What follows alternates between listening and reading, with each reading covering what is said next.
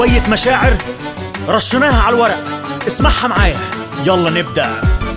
كبير ولا صغير، انا كنت او فقير، ما يهمنيش شهادتك وزير ولا غفير، على باب الله بترزق ولا قصرك كبير، انا قلبي انفتح لك وهحكي بدون تفكير، انا انسان طبيعي زي باقي البني ادمين، لا فيلسوف زماني لا مفكر ولا اديب، عندي شوية مشاعر تايهين متحيرين، انا عايز بس افضفض اسمعني بدون تعليق. هو احنا ايه جرالنا حصل في الدنيا ايه؟ ازاي متدينين وفي دمنا مجرمين؟ الكذب والخداع بقوا حال الحياة ولا ده الطبع فينا وعملنا ابرياء؟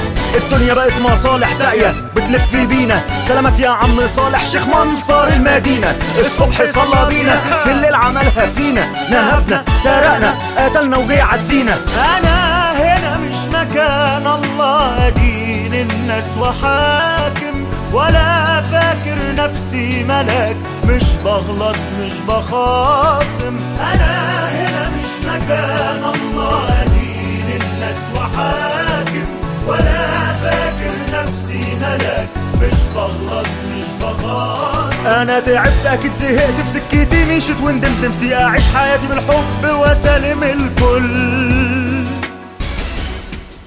بدور على الصحاب بتوع ايام زمان، على العشرة على الجيرة على الضحكة في ذكريات، اللمة في العصاري وجدعنة الصحاب، الدنيا وهي بريئة ده القلب ليها ميال، يا ما خدتنا المشاغل وتهنا في الحياة، والكل في السباق دايما رايح مش جاي، علينا عادي بعض ويسود بينا الخصام، متر في متر يقضينا مش مستاهلة الفراق.